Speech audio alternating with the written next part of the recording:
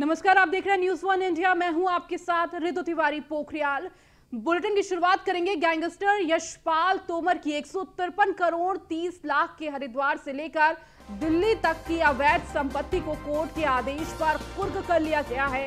Court के आदेश के बाद उत्तर प्रदेश और दिल्ली के लिए एसटीएफ और जिला प्रशासन की टीमें रवाना की गई हैं। इसके साथ ही उत्तराखंड एसटीएफ इस गैंगस्टर की गैंग के अन्य सदस्यों के खिलाफ भी शिकंजा कसने की कोशिश में जुटा हुआ है। उत्तराखंड एसटीएफ एसएसपी अजय सिंह के मुताबिक उत्तर प्रदेश और उत्तराखंड विरोध और सामाजिक विरोधी क्रियाकलापों अधिनियम 1986 का प्रयोग करते हुए कोर्ट के आदेश के अनुसार एसटीएफ द्वारा गैंगस्टर यशपाल तोमर की चल अचल संपत्ति को कुर्क किया गया है और उसकी संपत्ति में कई लग्जरी वाहन भी शामिल हैं। इस मामले में कुख्यात गैंगस्टर यशपाल तोमर की अवैध संपत्ति को जब्त करने के लिए हरिद्वार मजिस्ट्रेट द्वारा विधिवत आदेश दिया गया था। तो जिला मजिस्ट्रेट के आदेश के बाद पूरी संपत्ति कुर्क की गई है।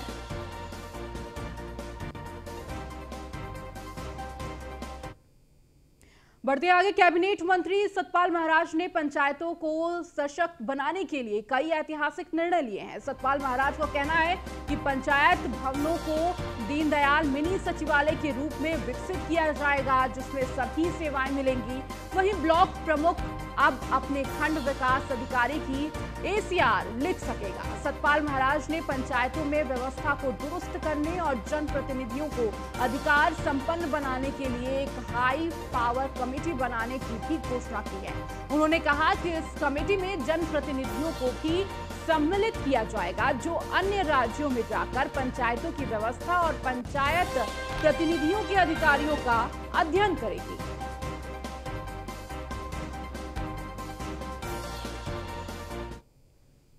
खंड विकास अधिकारी की चरित्र प्रविष्टि जो है वो ब्लॉक प्रमुख जो है, क्षेत्र प्रमुख जो करेगा, तो इसके लिए मैं समझता हूँ कि काफ़ी धरातल पे जो मजबूती आएगी और काम की गुणवत्ता बढ़ेगी और हर आदमी अपने उसके रिस्पॉन्सिबल होगा, काम करेगा।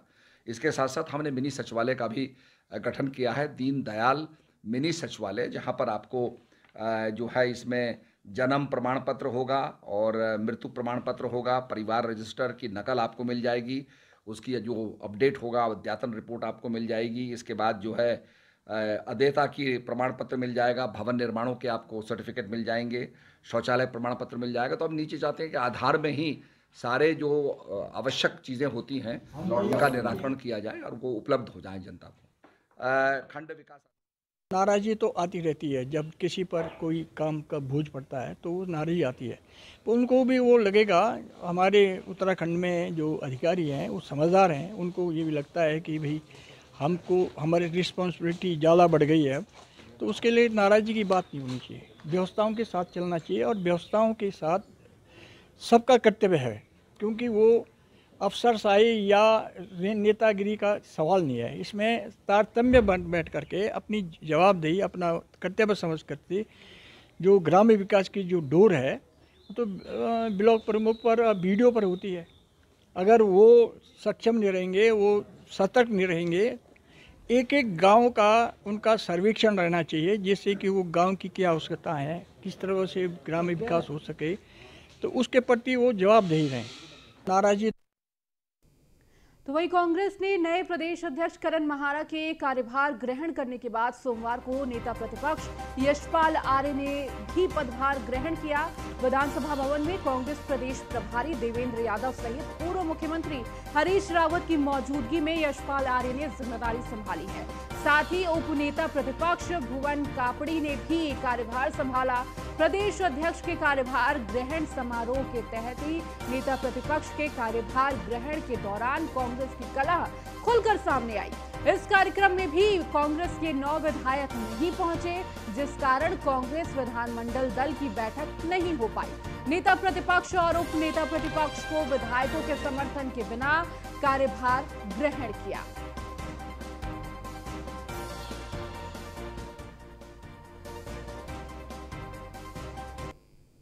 संपर्क में सबसे संपर्क हो, मेरी जिम्मेदारी है। मैं अपनी जिम्मेदारी से यशपाल आर्य मुक्त नहीं हो सकता। मैं अगर पार्टी हाईकमान ने यशपाल आर्य को दायित्व दिया है जिम्मेदारी दी है, तो मेरी जिम्मेदारी है कि मैं अपने परिवार को समेट के रखूं, उनको साथ लेकर चलूं। ये मेरी जिम्मेदारी है। मैं उम्र में बड़ा नहीं हूँ, मैं नेता प्रतिपक्ष के रूप में इस पर का दायित्व है, जिम्मेदारी है। मैं पूरे अपने कुनबे को संभाल के रखूं और हम मिलकर काम करेंगे। माननीय विधायकों की सहमति से काम होगा। उस लड़ाई को अकेले इस कारण नहीं लड़ सकता है। हम सब मिलकर लड़ेंगे, सदन में लड़ेंगे और सड़क पर लड़ेंगे। आप सबका बहुत बहुत धन्यवाद।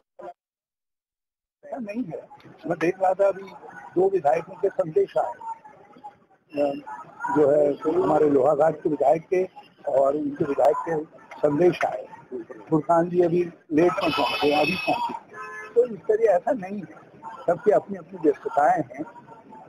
लोग एकदम से अभी चुनाव जीते हैं, एरियाज में जाना है, तो इसलिए किसी की 1-2 को ऐसे सर न गिनिए, भावना को गिनिए। सब लोग हरीश मांझी जी जिस तरह से बयानबाजी लगातार कर रहे हैं, वो लगातार हरीश से बात करेंगे।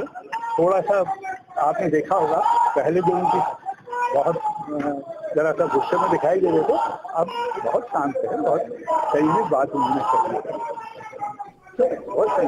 रमजान का तो वहीं करण माहरा के पदभार ग्रहण कार्यक्रम में कांग्रेस की गुटबाजी जमकर दिखी। यहां नए पदाधिकारियों के चुने जाने से नाराज करीब 10 से ज्यादा कांग्रेस के विधायक कार्यक्रम से नदारद रहे। तो वहीं मंच से गणेश गोदियाल ने देवेंद्र यादव को जमकर लताड़ा। तो उन्होंने प्रभारी देवेंद्र यादव को साफ साफ कहा कि हम आज भी जहां खड़े हो जाएं तो लाइन वहीं से शुरू हो जाती है। गोदियाल ने उन्हें मात्र 7 माह का कार्यकाल मिला तो उन्होंने पूरी ईमानदारी के साथ काम किया। उसके बाद जब पार्टी हारी तो उन्होंने स्वयं आकर प्रदेश प्रभारी से कहा कि वह इस्तीफा देना चाहते हैं। उसके बाद मीडिया के सामने भी खुलकर अपनी जिम्मेदारी निश्चित की थी, लेकिन जिस प्रकार से उन पर लांछन लगाए गए और उनकी ईमानदारी पर सवाल खड़े किए गए, उससे उनके दिल को ठेस पहुंची है। लेकिन यह मंच उनके लिए नहीं है। उन्होंने कहा कि जब मुझे मौका दिया गया तो मैं कांग्रेस को मजबूत करने के लिए नाइट वॉचमैन की तरह कार्य किया। गोदियाल ने देवेंद्र यादव को निशाने पर लेते हुए कहा, जब उन्हें प्रवेश का प्रभार दिया गया वहीं कांग्रेस के कई नेताओं से पूछा गया, लेकिन आज किसी को नहीं पूछा गया।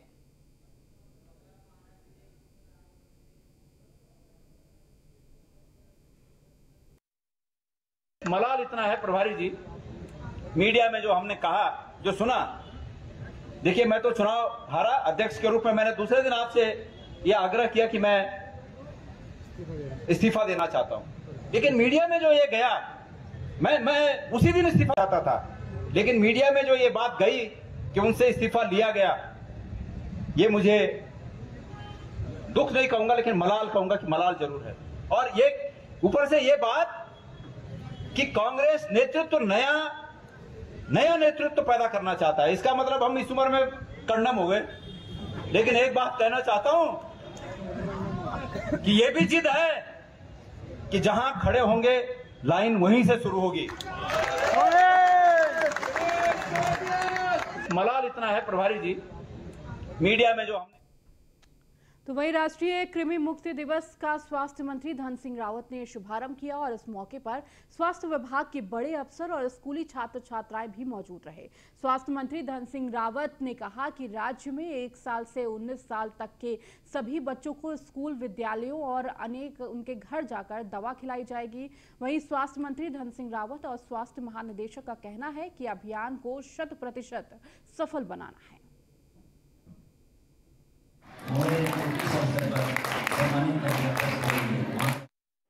जो 1 वर्ष से लेकर 19 वर्ष के बच्चे हैं, लगभग 43.5 लाख बच्चे हमारे राज्य में हैं और प्रत्येक बच्चे को हम ये दवाइयाँ देने वाले हैं। जो बच्चे स्कूल में मिलेंगे उनको स्कूल में दी जाएगी, जो बच्चे घरों में हैं उनको घरों में दी जाएगी और घर घर जाके इस अभियान में हम तेज़ी ला रहे हैं।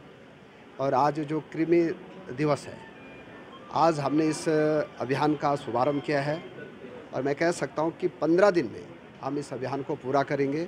अगर ज़रूरत पड़ेगी कि कुछ गांव में, अगर दूरस्थ क्षेत्रों में भी जाने की, तो थोड़ा इस अभियान को बढ़ाया जाएगा। लेकिन 43 लाख बच्चों को, हम सब बच्चों को ये दवाई देने का लक्ष्य सरकार ने रखा है और मैं अपने मुख्यमंत्री जी का भी, प्रधानमंत्री जी का भी, अपने देश के यशस्वी स्वास्थ्य मंत्री जी को भी बधाई दे रहा हूँ।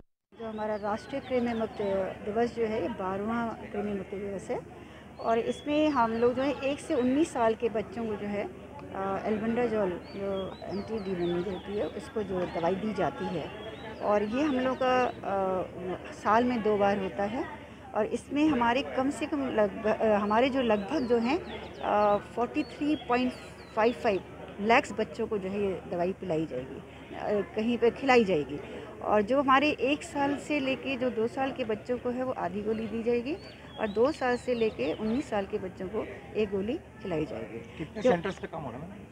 ये हमारे हर स्कूल में सेंटर, मतलब कि जहाँ बच्चे पढ़ रहे हैं, आंगनवाड़ी लोगों को बता दिया गया, जहाँ बच्चे घर पे हैं और इसके अलावा हमारे जो बच्चे इंटर करने के बाद कहीं बीएससी डिपार्टमेंट में भी चले जाते हैं क्योंकि 18-19 साल के बच्चे यूजली जो हैं आपके हायर एजुकेशन में चले जाते हैं, तो वहाँ भी इसको। तो वहीं प्रदेश के परिवहन मंत्री चंदन राम दास ने देहरादून के ट्रांसपोर्ट नगर को रोडवेज का निरीक्षण किया। उन्होंने कहा कि कई शिकायतें मिल रही थी और इसको लेकर निरीक्षण किया गया। व्यवस्था सुधारने के लिए अफसरों को निर्देश भी दिए। ट्रांसपोर्ट नगर के रोडवेज डिपो और वर्कशॉप का निरीक्षण किया गया। वहाँ के कर्मचारियों अधिकारियों से बात की गई, वहाँ की दशा कैसे सुधरे, हमारे रोडवेज के कैसी आमदनी बढ़े, इस निमित्त आज का वहाँ का औचक निरीक्षण था। और मैंने वहाँ इलेक्ट्रिकल चार्जिंग स्टेशन, सीएनजी का चार्जिंग स्टेशन और सभी चीज़ों का निरीक्षण किया।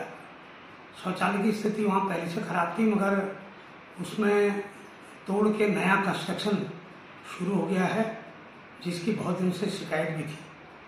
और मैंने अपने कर्मचारियों अधिकारियों से ये सुझाव मांगे हैं कि हम रोडवेज को ठीक स्थिति में कैसे आएँ। अगर हमको बेड़ा बसों का बढ़ाना पड़े और अच्छी हम तकनीक ढंग से हमारे गाड़ियाँ तैयार हों, अगर हम 4 धाम यात्रा में हम बसों को बढ़ाने का काम करें तो सबका सहयोग मिलेगा।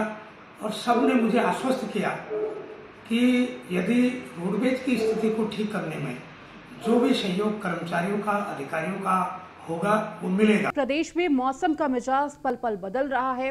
एक ओर जहां निचले क्षेत्रों में जंगल भयंकर आग की चपेट में है, तो वहीं दूसरी ओर विश्वविख्यात केदारनाथ धाम में इन दिनों भी बर्फबारी का दौर जारी है। धाम में रुक रुक कर बर्फबारी हो रही है, जिस कारण आगामी 6 मई से शुरू हो रही केदारनाथ यात्रा तैयारियों में बाधाएं भी उत्पन्न हो रही है।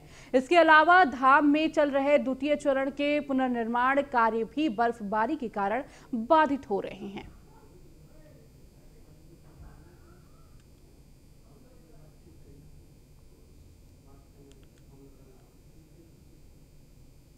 रुद्रप्रयाग वन प्रभाग के जंगल इन दिनों भीषण आग की चपेट में हैं। जगह जगह जंगल आग के धधक रहे हैं। वन विभाग भी आग को बुझाने में असफल साबित हो रहा है। पिछले कई दिनों से जंगल जल रहे हैं। जंगलों में लगी आग के कारण आसमान में भी चारों ओर धुआं छाया हुआ है। वहीं लगातार जल रहे जंगलों के कारण जहां जंगली जानवरों के लिए खतरा पैदा हो गया है, तो वहीं प्राकृतिक संपदा भी जलकर राख हो रही है। वन विभाग के आग पर काबू पाने के प्रयास सफल नहीं हो पा रहे। ग्रामीण क्षेत्रों के जंगल भी कई किलोमीटर तक आग की चपेट में हैं।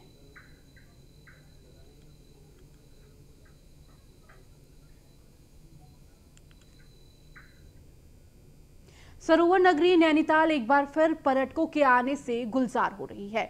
देश भर में पर्यटक हसीन वादियों का लुत्फ उठाने के लिए नैनीताल समेत आसपास के पर्यटक स्थलों तक पहुंच रहे हैं। इन दिनों नैनीताल के सभी पर्यटन स्थल फुल हैं। कहा जा रहा है कि इस समय नैनीताल के विभिन्न पर्यटन स्थलों पर करीब 30,000 से अधिक पर्यटक पहुंचे हैं।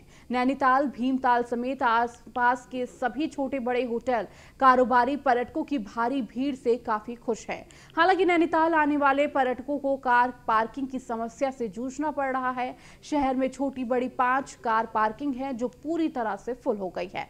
पार्किंग फुल होने के कारण पर्यटकों को सड़क किनारे वाहन पार्क करना पड़ रहा है, जिससे जाम की स्थिति भी बनी हुई है।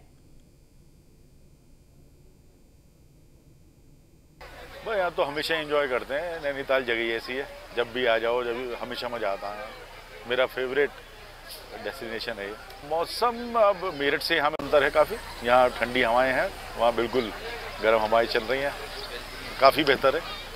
6-7-8 डिग्री का अंतर तो होगा कम से कम। बहुत दिक्कत हुई है। पहली बार हमें ऐसा हुआ है कि हम सुबह करीब 9 बजे घर से निकलने के बाद में रात को 9 बजे हम अपना भीमताल, हमारा अपना फ्लैट है, वहाँ पहुँचे।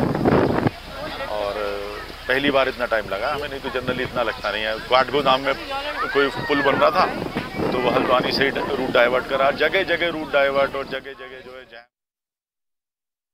देखिए, नैनीताल शहर में पर्यटकों का बहुत ज़्यादा आवागमन बढ़ गया है, जिस कारण से अंदर सारी पार्किंग फुल हो गई हैं। तो इसलिए उच्चाधिकारीगणों के आदेशानुसार हम लोग जो वाहन हैं उन वाहनों को यहाँ पर पार्क करा रहे हैं और शटल सेवा के माध्यम से वाहनों को नैनीताल शहर में भेजा जाए। देश भर में पारा चढ़ते ही सैलानी पहाड़ों की ओर रुख करने लगे हैं। पहाड़ों की रानी मसूरी भी सैलानियों से पैक है, जिस वजह से जाम भी लग रहा है। पर्यटकों का हुजूम उमड़े, वही स्थानीय लोग और व्यापारियों के चेहरे खिल उठे हैं। मसूरी के पास के पर्यटक स्थल कैंपटी फॉल और कंपनी गार्डन, मसूरी झील, सूरकांडा देवी, धनौल्टी में भी पर्यटकों की भारी भीड़ देखी जा रही है। वहीं भीड़ को नियंत्रित करने के लिए अधिकारी खुद सड़कों पर उतर रहे हैं।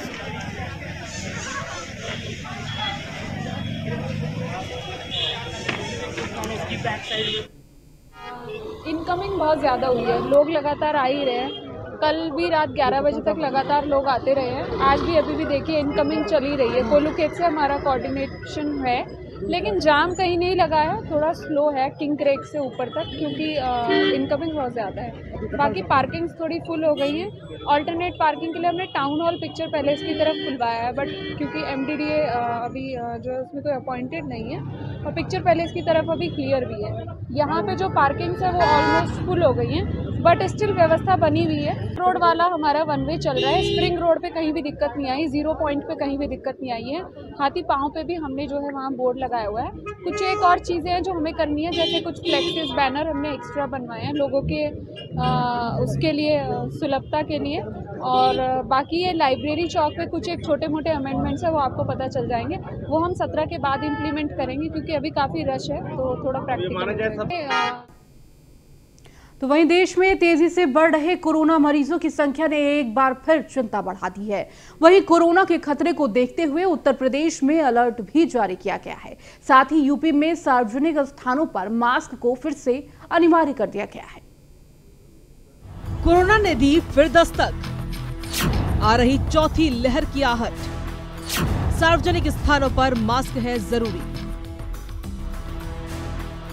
देश में कोरोना एक बार फिर डराने लगा है। लगातार बढ़ रहे कोरोना के मामले लोगों की चिंता बढ़ा दी है, जिसको देखते हुए उत्तर प्रदेश में अलर्ट जारी कर दिया गया है। नोएडा, गाजियाबाद और NCR के आसपास के जिलों में कोरोना संक्रमण की दर में इजाफा हो रहा है। पिछले 24 घंटे की बात की जाए तो कोरोना के 115 मरीज मिले हैं, जिसमें 29 लोगों ने कोरोना को मात दी है। प्रदेश में संक्रमित मरीजों की बढ़ती संख्या को देखते हुए योगी सरकार ने एक बार फिर से सार्वजनिक स्थानों पर मास्क को अनिवार्य कर दिया है। दिल्ली से सटे नोएडा में अब एक बार फिर लोग मास्क लगाए नजर आएंगे।